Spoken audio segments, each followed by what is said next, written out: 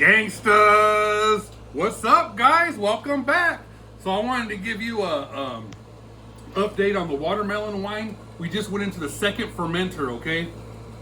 And so we went into a 5-gallon fermenter right here, and I can't be happier with the color that it came out. Of course, the final color is going to be something different, okay? It's not going to look exactly like this. It's going to look a lot clearer. So we're going to let this go until maybe like Wednesday to do its thing, basically, you know. And then we're gonna put it in a refrigerator and let the yeast drop all the way down. So there was this that was left at the bottom of the other barrel, and so what this is the yeast that we kept. Okay, so why would we keep the yeast, right? Because we're making another batch next Sunday. Stay tuned, okay?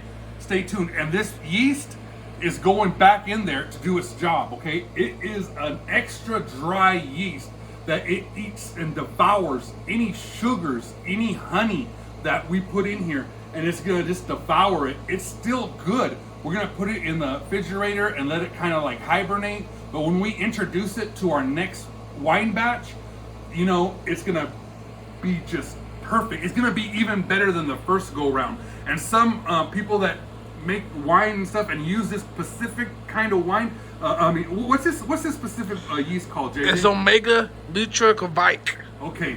Some say that it don't even start getting good until the 7th time you use it. Okay? So, I mean, we're just getting started, okay? Later on, we'll, like down the road, we're gonna use this same one to JJ brews his own beer, and this same stuff is gonna be made to brew his beer down the road, okay? We're still using it, you know, so it's not just one package and you're done, you know. And so the bottles came in, guys. So these are the bottles, you know, with the screw tops right here.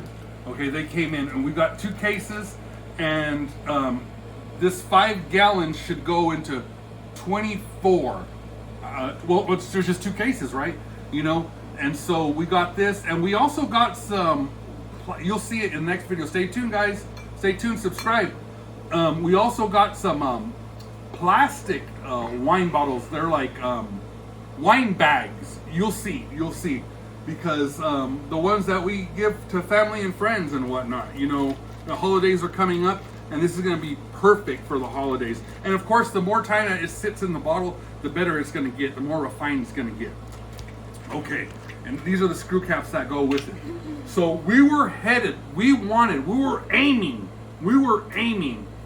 and my spot that I wanted to get this was 11%, okay? But if it went 10%, I'd be pleasantly surprised. And if it went 12%, I would be pleasantly surprised, you know? But like if you try to go for a B and you hit an A or a C, hey, come on, you know? But anyways, we got 10%, guys. 10% on this watermelon wine. I mean, just the chef's kiss. Perfect watermelon wine. And when I smelled it, it smelled like, do you remember those old Bartles and James wine coolers from like back in the day? I don't even know if they make them anymore, you know? It smells, it looks just like a Bartles and James. And what did it taste like, JJ? It tastes, you can definitely taste the watermelon. You can definitely taste the honey we added to it. And you can definitely taste the alcohol. That's for sure. Just the chef's kiss. I mean, I couldn't have asked anything better, okay? So what I want to talk about today, guys, is mountain monsters. Okay, you ever wonder why on that song, The Good Old Boys, when Waylon Jennings sang it on the Dukes of Hazzard, it was the opening song, that there was a line in there that says, one day the mountain might get them, but the law never will, okay?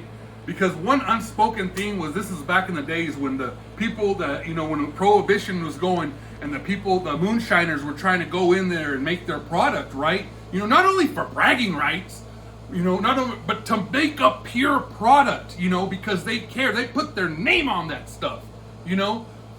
And so a lot of times they would do this by cover of night, you know, at midnight, at 2 o'clock in the morning, you know?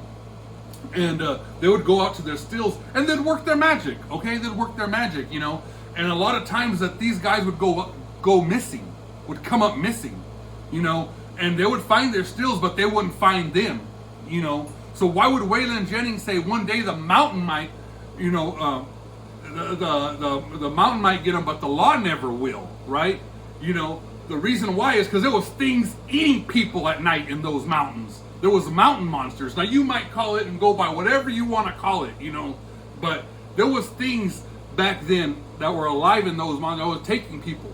So I said all of that to say this, that they were risking life and limb for their product. They were risking it all to make a good, clean product, you know, and for their most magnificent obsession, okay?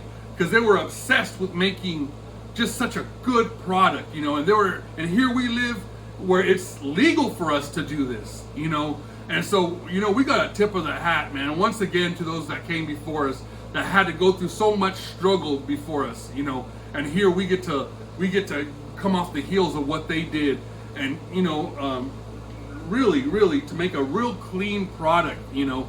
Now you might think we just put this together, but in actuality, we planned this for at least 2 years. We talked about it, how we would go about it, how we would do it, and that's with everything I do. You know, with my garden, you know, I had planned it. It took years to buy supplies. You know, I just don't have the cash to do this stuff. We had to buy supplies and then keep on buying supplies and think about what we're gonna do and go in it in our minds to think, you know what, we're gonna need this, we're gonna need to do this, we're gonna need to sanitize this, we're gonna need bottles, we're gonna need, you know, sugar, we're gonna need, and we started just gathering supplies. This is something that you just do not do willy-nilly, you know. So to finally come to pass and finally have done this, you know, it feels good. I'm not gonna lie, it feels good. You know, it feels good that we finally did this, you know.